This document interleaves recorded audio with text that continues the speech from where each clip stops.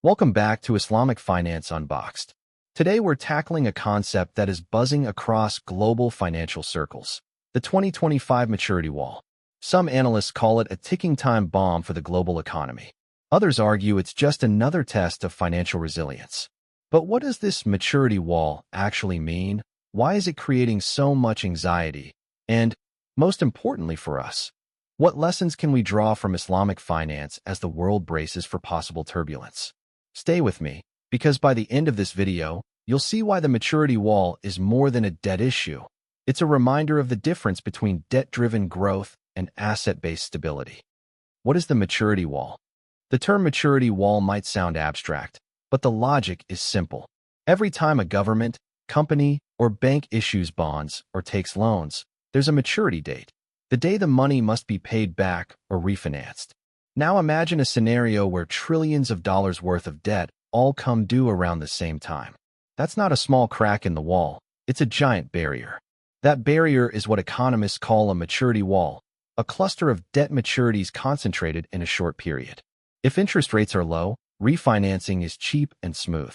But if interest rates are high, as they are in 2025, refinancing becomes painfully expensive. The concern is not that debt maturing is unusual. It happens every year. The problem is scale and timing. In 2025, the wall is particularly steep. Trillions in U.S. treasuries, corporate bonds from Europe and Asia, and emerging market debts all needing repayment or renewal almost simultaneously.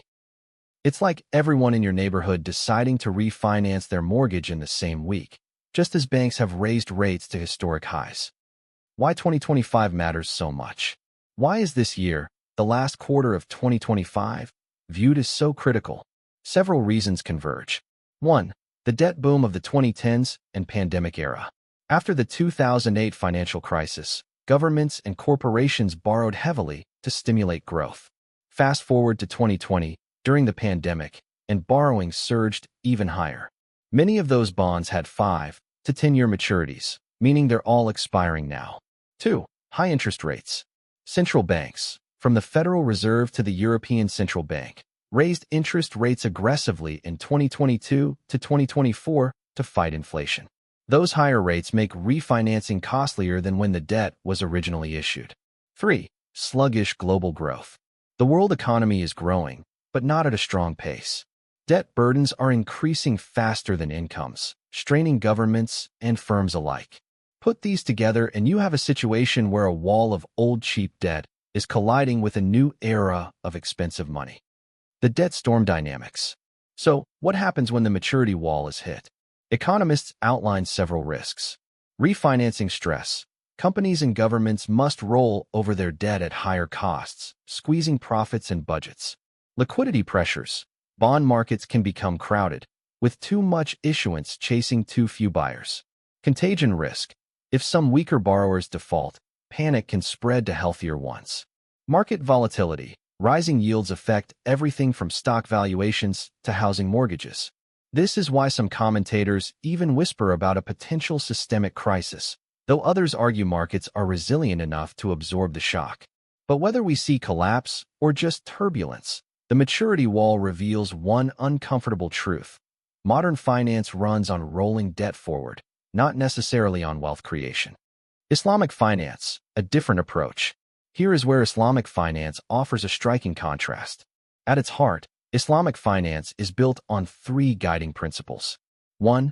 Prohibition of riba, interest. Money cannot earn money simply by existing. Returns must come from productive activity. 2.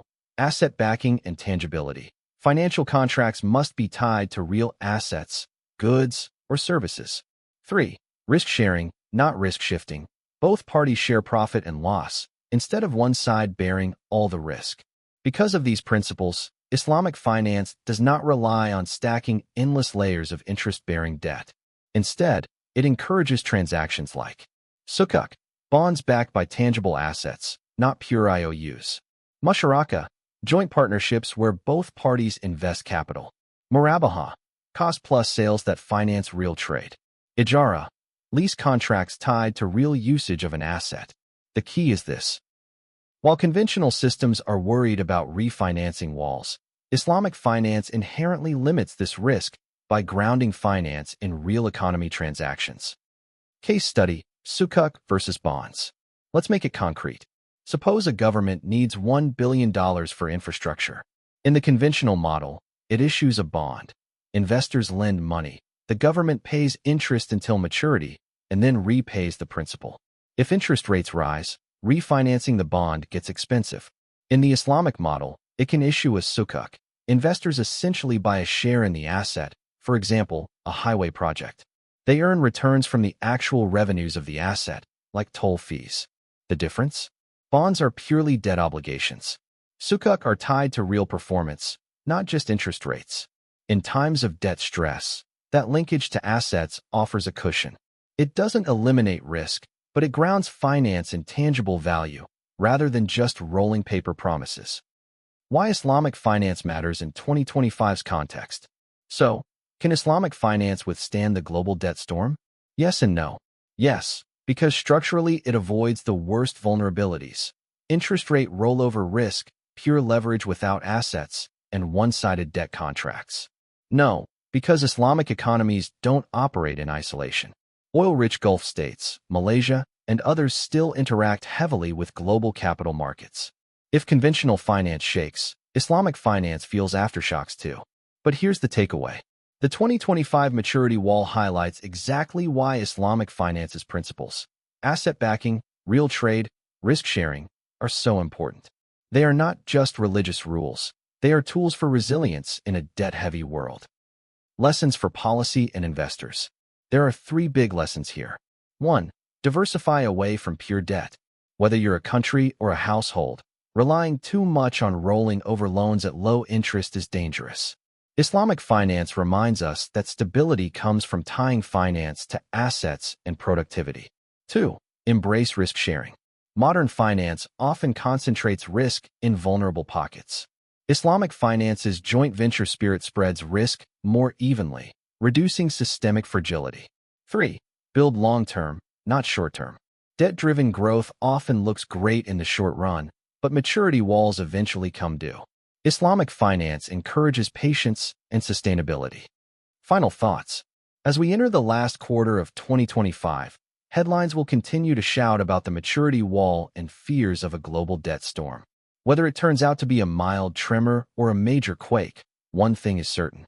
This is not just about numbers on spreadsheets. It's about how humanity chooses to finance its future. Do we lean on debt, hoping tomorrow pays for today? Or do we anchor finance in real assets, real trade, and shared risk? Islamic finance offers a reminder. Stability is not found in rolling over IOUs, but in building wealth on solid ground. So when you hear about the maturity wall, remember, it's not only a global economic challenge. It's also an invitation to rethink what finance should stand for. Thanks for watching Islamic Finance Unboxed. If you found this breakdown valuable, please hit like, share it with others interested in finance, and subscribe for more content that connects global economic realities with Islamic finance principles. And let me know in the comments, do you think Islamic finance could shield economies from the next financial storm, or is the global system too interconnected? Until next time, stay informed and stay grounded.